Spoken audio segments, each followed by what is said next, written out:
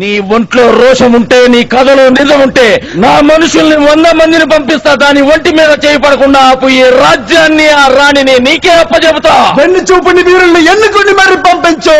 వాళ్ళని చూస్తేనే నువ్వు సగం చస్తావురా. ఎక్కువైనా పర్వాలేదు, లెక్క తక్కువ కాకుండా చూసుకో. 100లో ఒక్కడు మిగిలినా నువ్వు ఓడినట్టేరా.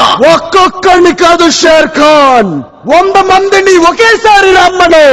లాహోర్, ఈ పొగరు మాటల్లో కాదురా, చేతల్లో చూపించు.